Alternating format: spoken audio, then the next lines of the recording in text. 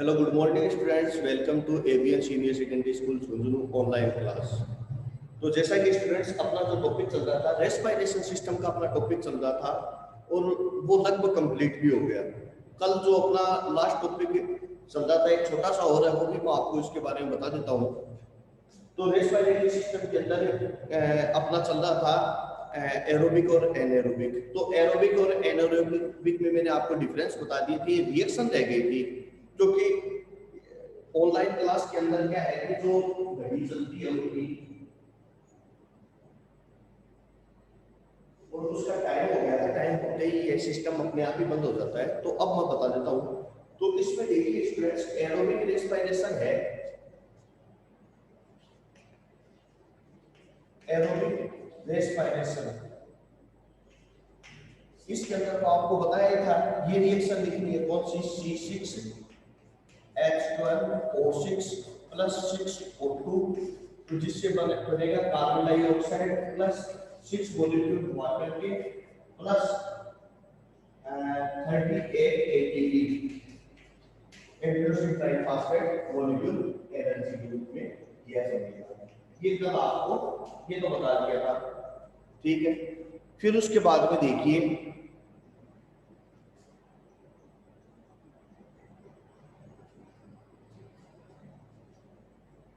फिर आगे है एनएरोबिक रेस्पिरेशन।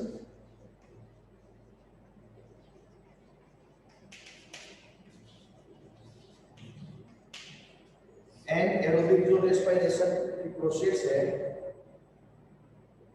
उसके अंदर, उसमें देखिए क्या होगा, उसके अंदर जो कार्बन C6H12O6 जो फूड है, ठीक है, ये जो फूड है इसका ऑक्सीजन की प्रेजेंस में नहीं होगा, ऑक्सीजन की एब्सेंस में इसके डिकम्पोज होगा। तो देखिए क्या बनेगा, एथेनॉल C2H5OH एथेनॉल बनेगा, ठीक है। ये ज्यादा ईस्ट में पाया जाता है। Ethanol plus 2 molecule carbon dioxide के, जैसे उसमें 6 होते हैं, इसमें 2 मॉलिक्यूल कार्बन डाइऑक्साइड के प्लस लगभग 2 से 3 एटीपी एनर्जी बनेगी, यानी बहुत कम अमाउंट में एनर्जी बनती है। 2 से 3 एटीपी के एनर्जी के मॉलिक्यूल ही बनेंगे, ठीक है स्टूडेंट्स। तो एथेनॉल, एथेनॉल यानी अल्कोहल का फॉर्म है जिससे शराब बनती है, यह है, ठीक है। इसके बारे में एक बार मैं आपको थोड़ा सा वैसे बता देता हूँ। देखो, इन एरोबिक और एनारोबिक के एक मिनट सीधी एक वेन डायग्राम बनाया था, बताया था ना, ग्लूकोज साइटोप्लाज्म, ठीक है। ये आपको बताया था कि साइटोप्लाज्म फिर से इससे पायरुविक एसिड बनता है। अब वो चीज मेरे हिसाब से आपको अच्छी तरह से क्लियर हो गई होगी कि यदि एरोबिक की तो कहाँ होती है, माइटोकॉन्ड्रिया में होती है, ध्यान रखना, माइटोकॉन्ड्रिया है साइटोप्लाज्म। लेकिन एनारोबिक की सारी प्रोसेस स्टूडेंट साइटोप्लाज्म में ही होती है। यह प्रोसेस के कहाँ होती है, यदि ईस्ट में हो तो इस तरीके की रिएक्शन आएगी। हमारी अगर मसल्स में हो, भाई बताया था ना, ज्यादा वर्क कर लेते हैं तो ऑक्सीजन हमारी मसल्स को नहीं मिल पाती, जिसके कारण से वह जो फूड है वो किस में कन्वर्ट हो जाता है। जनरली अगर ऑक्सीजन मिले तो फूड किस में कन्वर्ट होगा, यदि ऑक्सीजन नहीं मिलेगी तो वह किस में कन्वर्ट हो जाएगा, लैक्टिक एसिड में कन्वर्ट हो जाएगा। और इस लैक्टिक एसिड के कारण ही हमारे शरीर में थकान आती है। कई बार हम ज्यादा वर्क करते थक जाते हैं ना, वो उस लैक्टिक एसिड के कारण ही आती है। Clear student? तो ये हो गया हमारा एरोबिक और एनएरोबिक के बारे में। तो दीपक, हिमांशु, अलग गुरविंदर, श्रुति, सुमित, वाकिसा,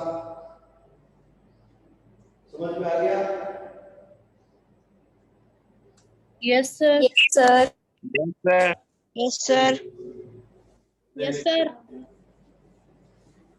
चलिए अब नेक्स्ट जो अपना है टॉपिक, ये लास्ट टॉपिक रहता है, इसको अब मैं जो स्टूडेंट्स क्लास की चीजें करवा रहा हूँ एकदम फुल डिटेल में करवा रहा हूँ, कुछ भी बाकी नहीं छोड़ रहा हूँ, ठीक है। अब देखिए, अब अपना चल रहा है कि सेलुलर या जो रेस्पिरेशन चल रहा था अपना, ब्रीथिंग रेस्पिरेशन की हो गई, ठीक है। ब्रीथिंग के बारे में मैंने आपको बता ही दिया, अब है मैकेनिज्म ऑफ ब्रीथिंग, ठीक है, मैकेनिज्म ऑफ ब्रीथिंग। तो देखो क्या होता है, ये आपको थोड़ा अजीब लग रहा है, अजीब नहीं है, एक ही चीज है, एक जैसे सी है। तो देखिए मैकेनिज्म ऑफ ब्रीथिंग,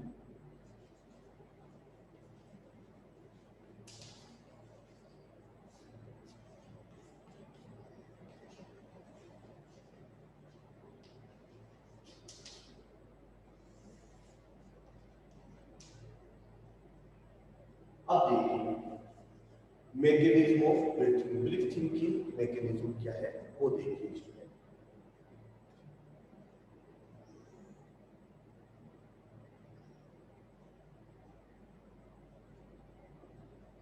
ब्रीथिंग की मैकेनिज्म अब होता क्या है, देखो स्टूडेंट, जैसा कि मैंने आपको 9th क्लास के अंदर एक चीज बताई थी, उसका नाम था डिफ्यूजन, याद है क्या? हाँ भाई याद है क्या, डिफ्यूजन के बारे में बताया था ना मैंने आपको। Yes sir. आवाज नहीं आ रही है?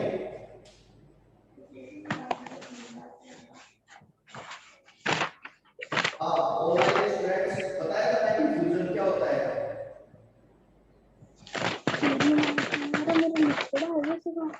हाँ, बोलो भाई डिफ्यूजन, वाकी साहब।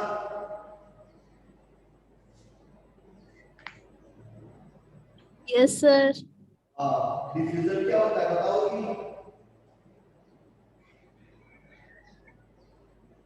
वाकी साहब। Higher concentration to lower concentration. हाँ, जोर से बोलो, सही है बोलो जोर सर से। मैं बताऊं?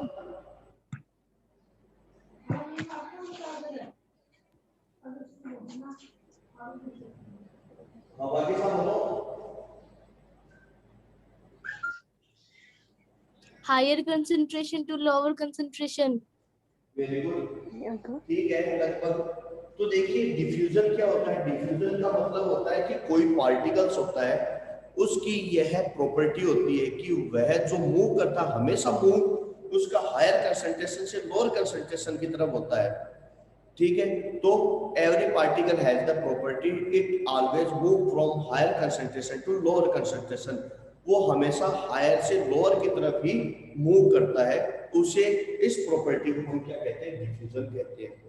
तो होता क्या है स्टूडेंट कि जैसे कि हमारा जो लंग्स है, ठीक है, लंग्स के अंदर आपको पता है ऑक्सीजन कम है और बाहर सराउंडिंग जो एरिया है वहां पर ऑक्सीजन ज्यादा है, तो जो ऑक्सीजन होगी वह बाहर से अंदर की तरफ आएगी। क्लियर, बस इतना ही है। तो इस प्रकार से ब्रीथिंग की प्रोसेस में क्या होगा, ऑक्सीजन बाहर से अंदर लंग्स के अंदर आएगी। अब देखिए फिर इसी प्रकार से दूसरी है कार्बन डाइऑक्साइड। अब आपको पता है कि हमारा जो लंग्स है उसमें जो कार्बन डाइऑक्साइड है वह उसकी क्वांटिटी ज्यादा है, कार्बन डाइऑक्साइड की लंग्स में क्वांटिटी ज्यादा है बाहर एनवायरनमेंट की तुलना में। तो अंदर की तरफ जब कार्बन डाइऑक्साइड की क्वांटिटी ज्यादा है तो उसका मूवमेंट किधर होगा, बाहर की साइड में होगा।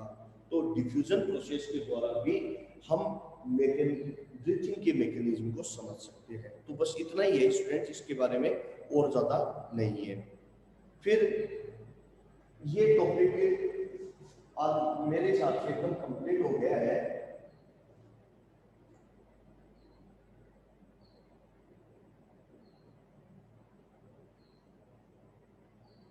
अब बुक के अंदर ये और आगे नहीं है।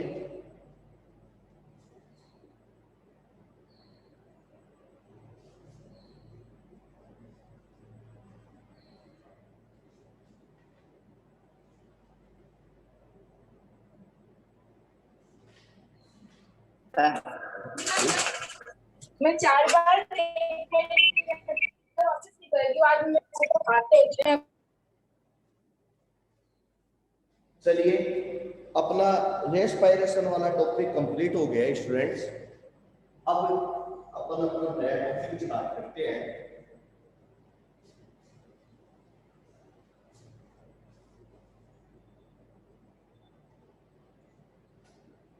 अपना नया टॉपिक है, अब हार्ट के बारे में है, ब्लड एंड सर्कुलेटरी सिस्टम, ठीक है। अपना जो न्यू टॉपिक है स्टूडेंट्स वो है सर्कुलेटरी सिस्टम। अब स्टूडेंट सर्कुलेटरी सिस्टम समझने के लिए सबसे पहले आपको ब्लड के बारे में समझना पड़ेगा, क्योंकि सर्कुलेशन सिस्टम किससे रिलेटेड है? अपने हार्ट से। ठीक है, हार्ट की सर्कुलेटरी सिस्टम को की प्रोसेस को फॉलो करता है। लेकिन सर्कुलेटरी सिस्टम, सर्कुलेशन किसका होगा? ब्लड का। तो सबसे पहले हमें ब्लड के बारे में जानना होगा। तो स्टूडेंट्स ये है सीबीएस एनसीईआरटी वालों के भी है और आरबीएसई वालों के भी है, दोनों के हैं। तो आप एक बार इसको देख लीजिए किस हिसाब से क्या होता है। ठीक है, तो सबसे पहले आज हम बात करते हैं ब्लड।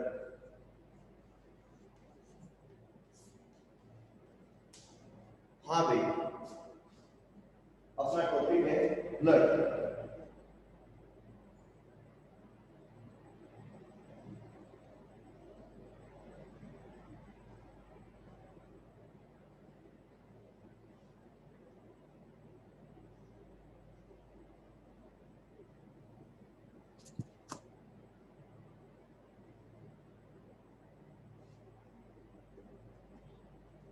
तो अब ब्लड के बारे में देखिए कि ब्लड होता क्या है। ब्लड को आप ये लिख सकते हो कि blood is a connective tissue. Blood is a connective tissue.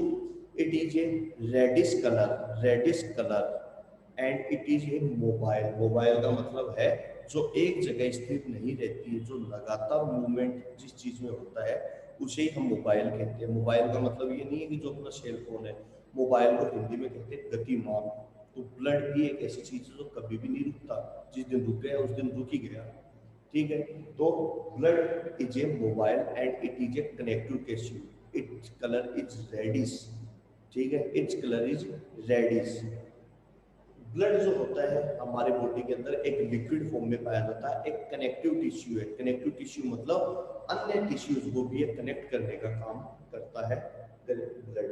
जैसा कि 9th क्लास के अंदर इसके बारे में मैंने आपको डिटेल से भी बताया था, कनेक्टिव टिश्यू के बारे में, ब्लड के बारे में भी। ब्लड का मैंने एग्जांपल भी दिया था, उस समय ये भी कहा था कि ये 10th क्लास में फिर आएगा। बस इतना ही समझ लो, कनेक्टिव टिश्यू के रूप में होता है। ब्लड एक लिक्विड फॉर्म में होता है, लगातार मूव करता रहता है, लगातार एक मोटाइल होता है, मोबाइल भी कह सकते हैं इसको, कि ये लगातार इट कंटिन्यूअसली मूव। ठीक है, by the heart, by the process of या पल्सेशन ऑफ हार्ट। इसका अब देखिएगा जो फॉर्मेशन है, ब्लड का फॉर्मेशन कहाँ होता है? Bone marrow. कहाँ होता है इसका? मेरो के, बोन मेरो के अंदर होता है।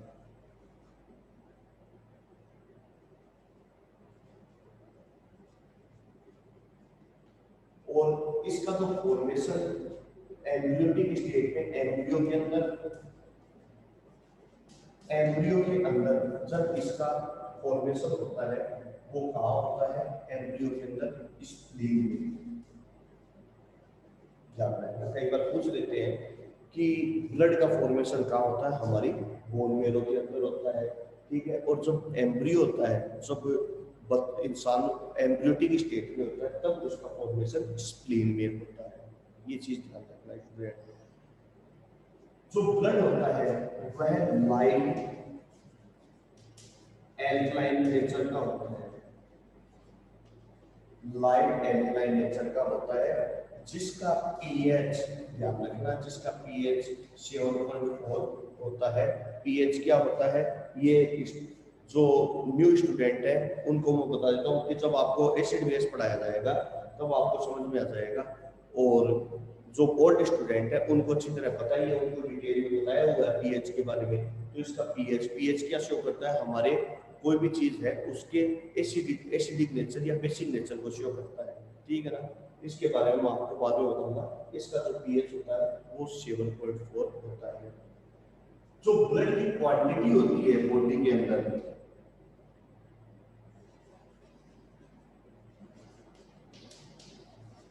क्वांटिटी वो 5.5 to 7 लीटर के करीब होती है। आगे अलग अलग के अंदर आपको अलग अलग प्रकार की इसकी क्वांटिटी के बारे में मिल जाएगा। कुछ बुक इसको 6 लीटर भी मानती है, लेकिन लगभग 5.5 टू 7 या 6.5 भी लिख सकते हो, एक ही बात है। 5.5 टू 7 लीटर के करीब हमारी बॉडी के अंदर ब्लड पाया जाता है, लिक्विड फॉर्म में होता है हमेशा। अब उसके बाद में आगे देखिए स्टूडेंट्स कि ब्लड के 2 पार्ट होते हैं, ठीक है। अब जो ब्लड होता है, इस ब्लड के 2 पार्ट होते हैं। एक होता है ब्लड प्लाज्मा, ब्लड के 2 पार्ट होता है, पहला है प्लाज्मा और दूसरा है ब्लड सेल्स। ब्लड के 2 पोर्शन होते हैं स्टूडेंट्स, एक होता है प्लाज्मा और दूसरा होता है ब्लड सेल्स। तो अब आगे देखते हैं हम इसके ब्लड के टाइप के बारे में।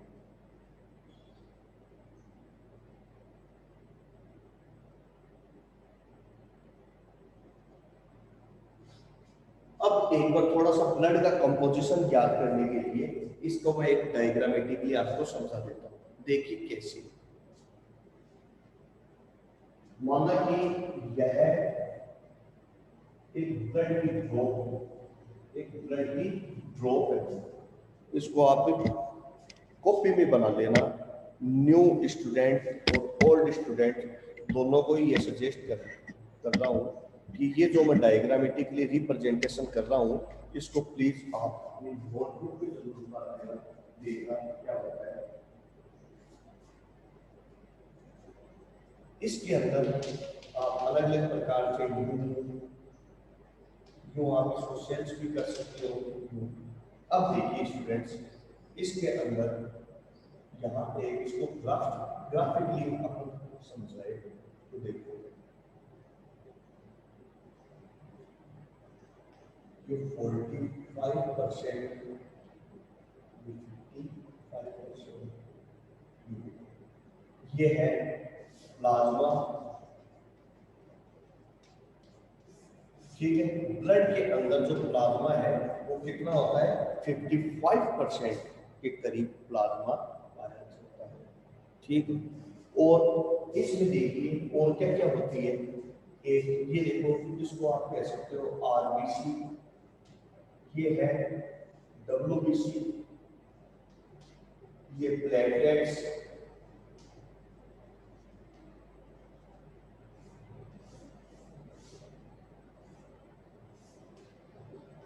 ये है 45%। इस प्रकार से स्टूडेंट आप ब्लड का कंपोजिशन कर सकते हो, 55% प्लाज्मा और 45% ब्लड सेल्स। इसको आप बता लीजिए स्टूडेंट।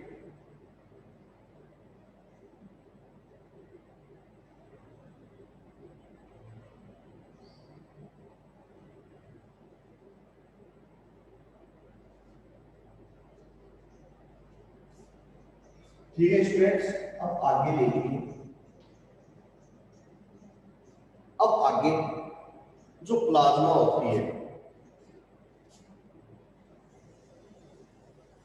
अगर अपन प्लाज्मा का कंपोजिशन करें तो 55% जो प्लाज्मा पाया जाता है, ये 55% पाया जाता है। जैसे कि आपको बताया था, इस 55% के अंदर से 92% जो पार्ट है वो वाटर का होता है, ध्यान रखना।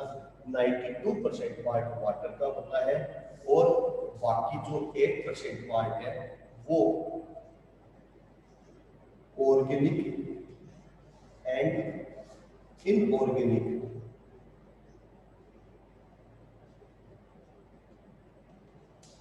ऑर्गेनिक और इनऑर्गेनिक सब्सटेंसेस का मिलकर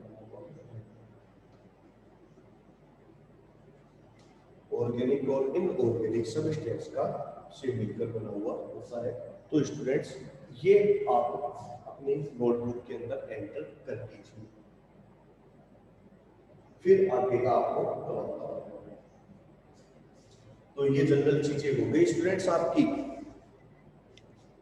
चलिए अब आगे देखते हैं अपन।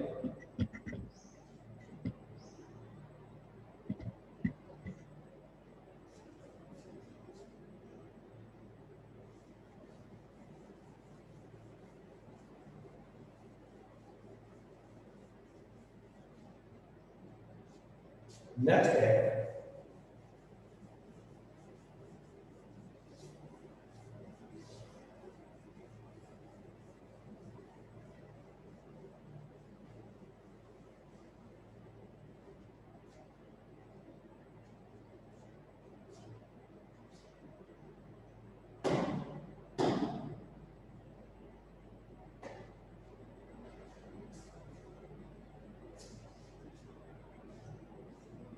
आगे देखिए स्टूडेंट्स,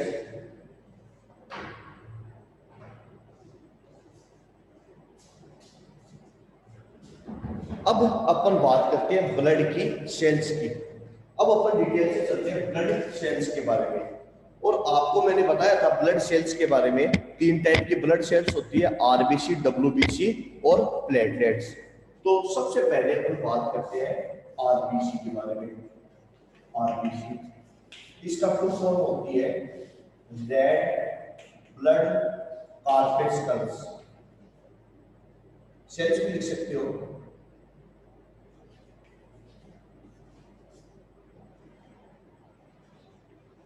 रेड ब्लड कॉर्पस्कल्स, ठीक है। अब देखिए ये किस तरीके की होती है, कुछ इस तरीके की होती है, ठीक है, इस तरीके की होती है आरबीसी। तो देखो कैसी होती है, राउंडेड होती है, राउंडेड होती है, न्यूक्लियस लेस होती है, राउंडेड न्यूक्लियस लेस होती है, रेड कलर की होती है। इसमें एक रेड कलर, इसमें एक रेस्पिरेटरी पिगमेंट पाया जाता है जिसका नाम है हीमोग्लोबिन, ठीक है। क्या है ये? एक रेस्पिरेटरी पिगमेंट है, रेस्पिरेटरी पिगमेंट है, पूछा हुआ है।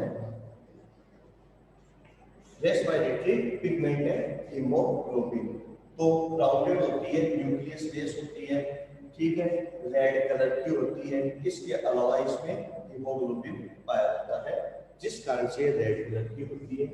इसकी जो लाइफ साइकिल है, लाइफ साइकिल वो होती है 120 डेज। ध्यान रखना स्टूडेंट, इसकी जो लाइफ साइकिल होती है वो 120 डेज यानी 120 दिन तक ही जीवित रह सकती है आरबीसी, ठीक है। तो आरबीसी राउंडेड होती है, न्यूक्लियस लेस होती है, रेड कलर होती है, हीमोग्लोबिन पाया जाता है। आपको एक रोचक चीज बता रहा हूँ, काम में भी आएगी, कोर्स में भी है आपके, कि हमारी बॉडी के अंदर क्या पाया जाता है? हीमोग्लोबिन पाया जाता है। तो हीमोग्लोबिन क्या करता है? पहले मैं हीमोग्लोबिन के बारे में बताता हूँ। हीमोग्लोबिन एक रेड कलर का पिगमेंट है। इसको रेस्पिरेटरी पिगमेंट क्यों कहते हैं? क्योंकि रेस्पिरेशन में इसका सबसे इंपॉर्टेंट रोल होता है। ये क्या करता है कि ब्लड के अंदर हीमोग्लोबिन जो होता है यह ऑक्सीजन से रिएक्शन करता है, क्योंकि ब्लड क्या करता है? ऑक्सीजन को कैरी करने का काम करता है, और ऑक्सीजन को कैरी मैन कौन करेगा? हीमोग्लोबिन, ठीक है। कौन करेगा? हीमोग्लोबिन।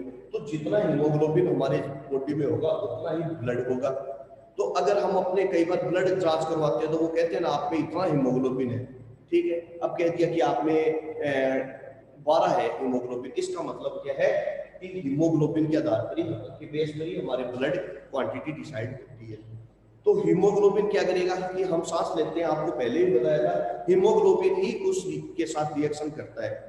हीमोग्लोबिन का मेन कंपोनेंट होता है आयरन।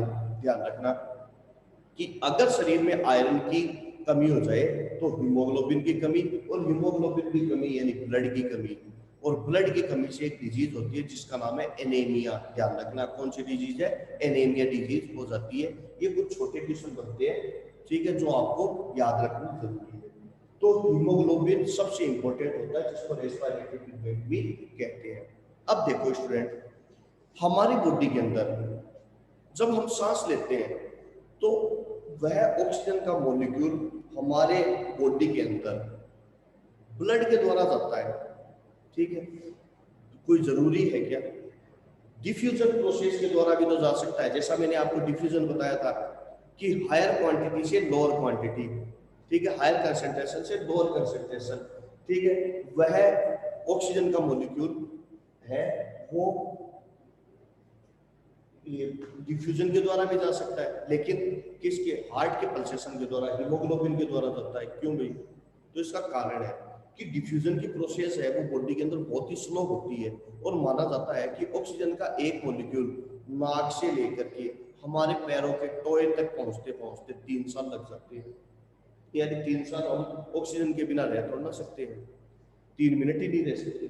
तो कहने का मतलब ये है कि ये इसी कारण से हम एक लकी है कि नेचर ने हमें हीमोग्लोबिन जैसी चीज दी है, जिस कारण से तुरंत प्रभाव से जैसे ही हम रेस्पिरेशन करते हैं, जैसे ही हम सांस लेते हैं, तुरंत प्रभाव से कुछ ही सेकंडों में हमारे पूरे ऑर्गन को ऑक्सीजन मिल जाती है। ठीक है, तो ये इंपॉर्टेंस होता है हीमोग्लोबिन। ओके स्टूडेंट्स, तो आरबीसी के बारे में आपने देख लिया, आरबीसी के बारे में आपको लगभग चीजें मैंने बता दी है। फिर उसके बाद में आगे देखिए डब्ल्यूबीसी। आरबीसी का टॉपिक कंप्लीट हो गया है, नेक्स्ट है WBC.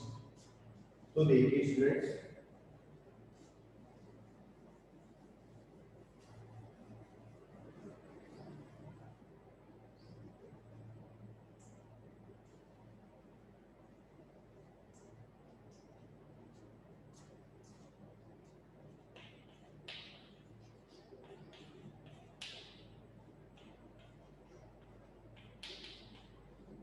White blood corpuscles, WBC, white blood corpuscles किस तरीके की होती है? इरेगुलर शेप में, जैसे अमीबा होती है ना, अमीबा वो इस तरीके से होती है, इरेगुलर शेप होती है, न्यूक्लियस पाया जाता है। तो कैसे, कलर कैसा होता है? व्हाइट होता है। यूजुअली नाम या क्वालिटी की कैसा होगा? व्हाइट कलर होता है। इरेगुलर शेप होती है, इरेगुलर शेप होती है। इसके अलावा व्हाइट कलर होता है, इरेगुलर शेप होती है। इसके अलावा न्यूक्लियस प्रेजेंट, न्यूक्लियस प्रेजेंट, इसमें न्यूक्लियस पाया जाता है। अब आगे देखिए स्टूडेंट्स,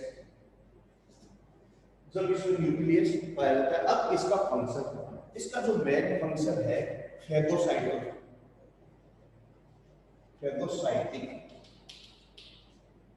फंक्शन होता है। फेगोसाइटिक का मतलब है कि हमारी बॉडी में आउटर कोई जर्म्स अटैक करता है तो उससे हमारी बॉडी की प्रोटेक्शन होती है, इसलिए इसको दूसरा नाम है सोल्जर ऑफ द बॉडी।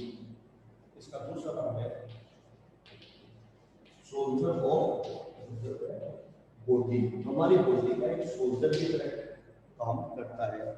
जैसे हमारी बॉडी पर कोई भी जर्म्स वगैरह अटैक करे तो उसको किल करने का, उसको मारने का काम कौन करता है? डब्ल्यूबीसी ही करता है। ओके स्टूडेंट्स, तो ये हो गया डब्ल्यूबीसी के बारे में, जिसके अंदर जिसके कई टाइप्स होते हैं, granulocyte, agranulocyte, monocyte, lymphocyte, B lymphocyte, T lymphocyte. ये आरबीएससी वाले में, सीबीएसई में नहीं है। आपको बस इतना ही समझना है डब्ल्यूबीसी के बारे में, और ज्यादा आपके डिटेल इतनी नहीं है डब्ल्यूबीसी के बारे में। नेक्स्ट है प्लेटलेट्स। ये ध्यान रखना, इसका दूसरा नाम है सोल्जर ऑफ द बॉडी। इसमें न्यूक्लियस पाया जाता है। हमारे एक फेगोसाइटिक है, यानी कि कोई भी जर्म्स वगैरह हमारी बॉडी पर अटैक कर देते हैं तो उसको किल करने का, उसको मारने का काम कौन करता है? यही डब्ल्यूबीसी करता है। नेक्स्ट है तीसरा है प्लेटलेट्स। प्लेटलेट्स, प्लेटलेट्स प्लेटों के रूप में होती है। इसकी जो लाइफ साइकिल है वो 10 डेज होती है। लाइफ साइकिल है इसकी 10 डेज होती है, 10 दिन तक ये जीवित रह सकती है। इसका जो मेन फंक्शन है, मेन फंक्शन जो है इसका वो होती है clotting of blood, clotting of blood. इसका मेन फंक्शन होता है ब्लड की क्लोटिंग करना, कि जब कोई इंजरी, कोई घाव कोई लग जाती है शरीर पर, कहीं चोट आ जाती है, ठीक है, कहीं पर कोई चोट आए या लग जाए, खून बहता है, कुछ समय बाद में आपने देखा क्लोटिंग हो जाती है, तो इसका मतलब कि शरीर के अंदर प्लेटलेट जो होती है यही उस ब्लड को रोकती है। अदरवाइज वह ब्लड बहता रहेगा और at last lack of blood, ठीक है, a person can be cause the death, इंसान मर भी सकता है, लास्ट के अंदर, तो इसलिए प्लेटलेट इतनी इंपॉर्टेंट होती है। तो ब्लड सेल्स के बारे में मैंने आपको बता दिया स्टूडेंट्स, ओके। तो फिर उसके बाद में नेक्स्ट है वो है फंक्शन ऑफ ब्लड, लास्ट है फंक्शन ऑफ ब्लड। फिर उसके बाद में आपको नेक्स्ट वीडियो के अंदर ही करा पाऊंगा क्योंकि अपना टाइम भी हो गया है। नेक्स्ट करूंगा मैं आपको हार्ट के बारे में, ठीक है, हार्ट की फंक्शन और उसकी स्ट्रक्चर वगैरह जो वो नेक्स्ट वीडियो में करा पाऊंगा। तो नेक्स्ट है function of blood.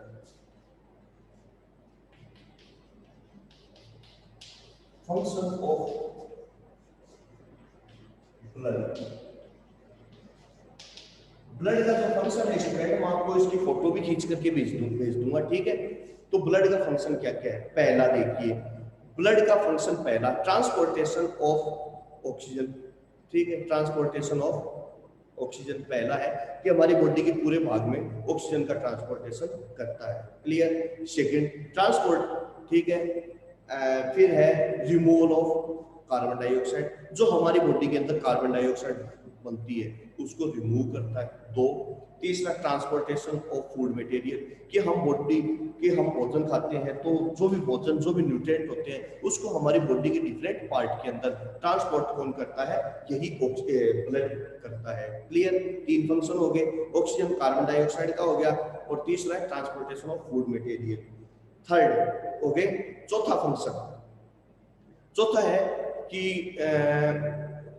Temperature regulation, हमारी बॉडी का टेम्परेचर को मेंटेन कौन रखता है, ब्लड ही रखता है, ठीक है। आपने देखा होगा कि हमारी बॉडी का जो टेम्परेचर है वो निश्चित होता है 37, ठीक है, इसी में हम स्वस्थ रहते हैं, वो भी है ब्लड ही रखता है।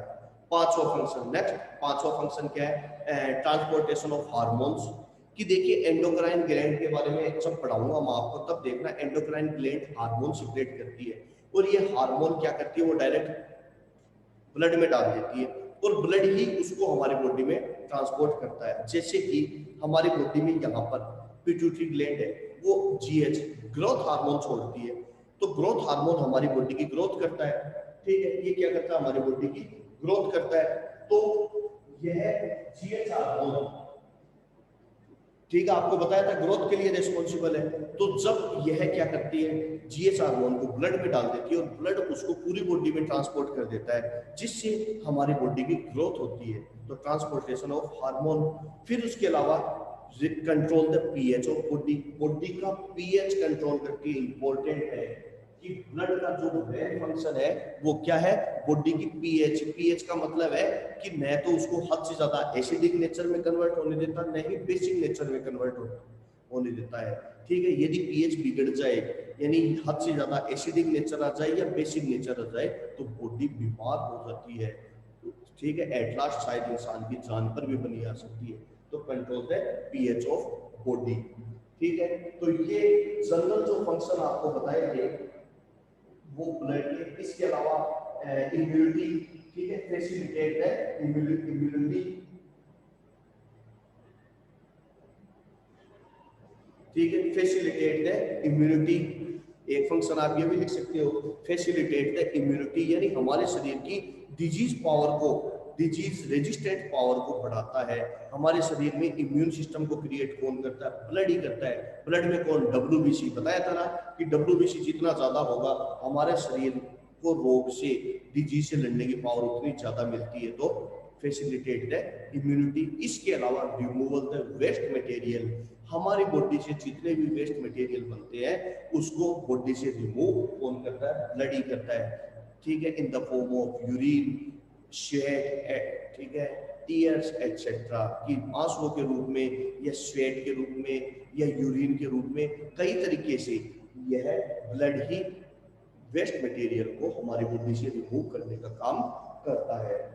तो स्टूडेंट्स ये हो गए हमारे बॉडी में ब्लड का फंक्शन।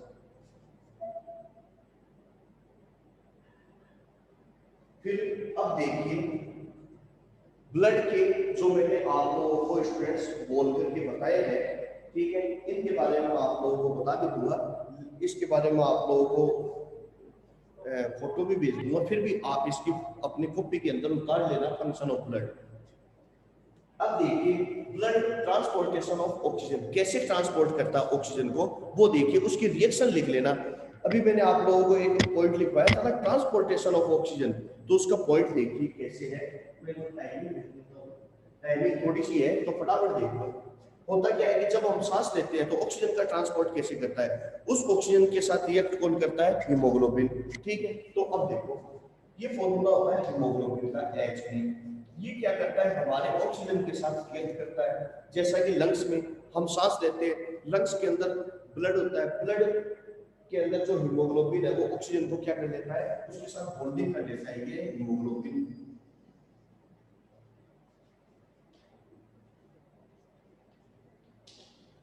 ठीक है, और इस प्रकार इसके साथ यह एक कंपाउंड बना लेता है जिसको ऑक्सी हीमोग्लोबिन कहते हैं।